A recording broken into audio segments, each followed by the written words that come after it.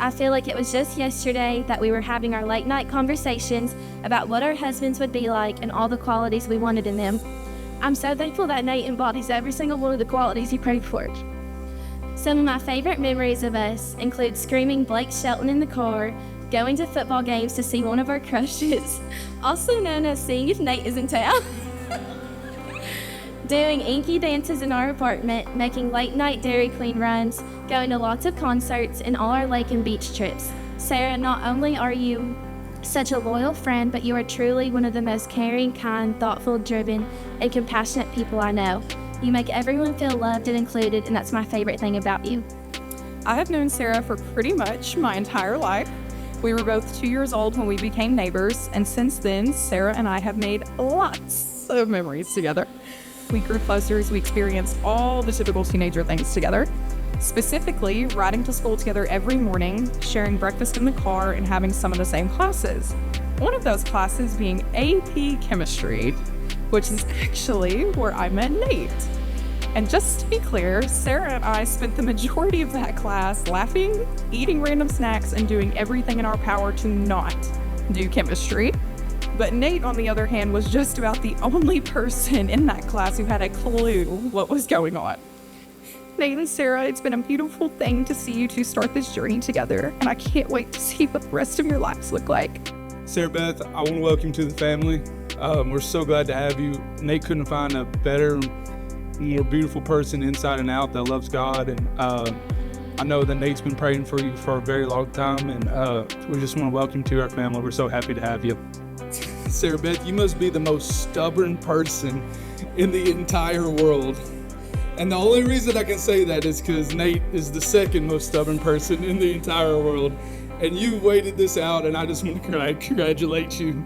I just want to tell you I love you. I'm so proud to be your big brother. Through all the highs and lows, all the fights that we've had, to always making up in the end, I couldn't imagine anyone else I could call my little brother. You're not the panty wearing, coonskin cap wearing, rain boot jumping little boy anymore. It's hard to believe. All the years growing up with you, you've been competitive about everything in your life. You take everything to the extreme, and you see life in black and white. And we were picking up rocks down at the end of the driveway and moving them in a wheelbarrow. Why we were doing that job, that I still don't know. That was a terrible job.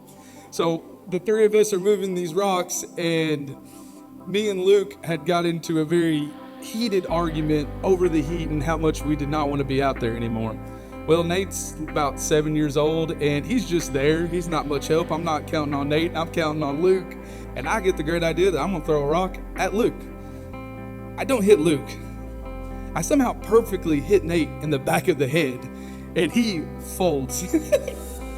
So Luke and I go running up to Nate at this time, and we see Nate on the ground, and his hat's hanging off, and it is full of blood, and we're like, we killed him.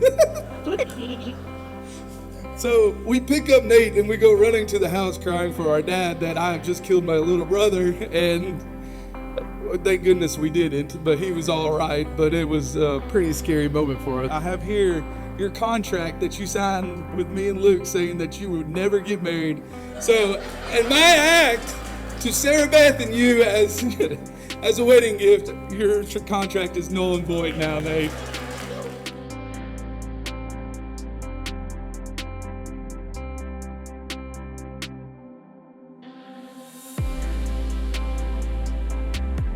I have the honor of being Nate's best man, and more importantly, his first cousin.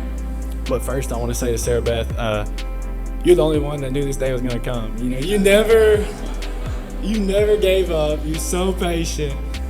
And we all know how hard-headed Nate is. But I actually have a letter Sarah Beth wrote Nate in high school. I'm going to read a little bit of that. No, I'm just kidding. That's an inside joke. You can ask somebody about that. But anyways, Sarah Beth, you fit Nate so perfectly. And at first, I wasn't sure about you. And I remember I never talked to you, and I was like, I don't know. You just kind of, I just was like, I don't know. This is the girl that just is always like Nate. Like, she's kind of like his number one fan. And now that's so perfect. And you guys go together so well. And I remember the first time we ever went on a double date with you guys was to Nashville. And you guys start playing tag.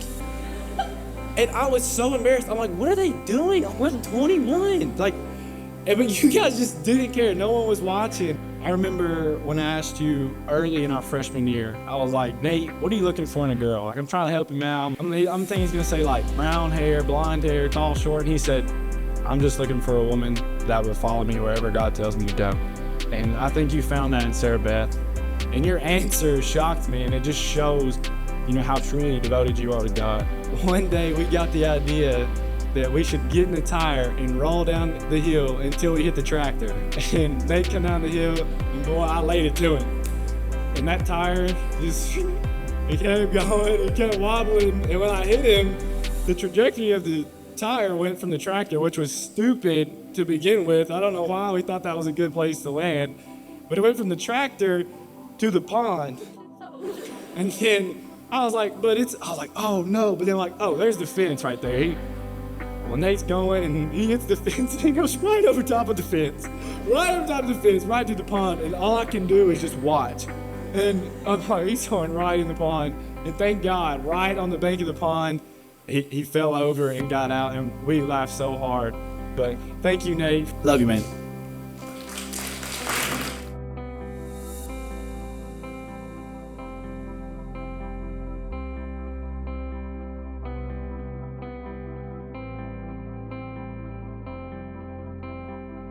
This isn't on the agenda, but I'm going to do it anyway.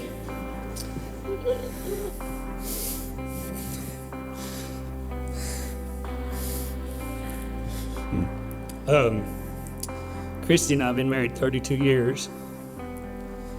And Nate, Sarah Beth, I want you to know that if you do it God's way, there's nothing better. Christy and I had Luke and Ian, and one day I came home and she was crying because she was pregnant with Nate.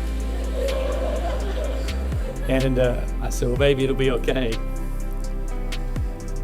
She said, your mom loves you more than anything. So I just want to, all these stories have been told about the kind of people that both of you are. Just remember, you still have to do that every day. And your relationship with God is first. If you'll grow closer to Christ each day, you'll grow closer to each other.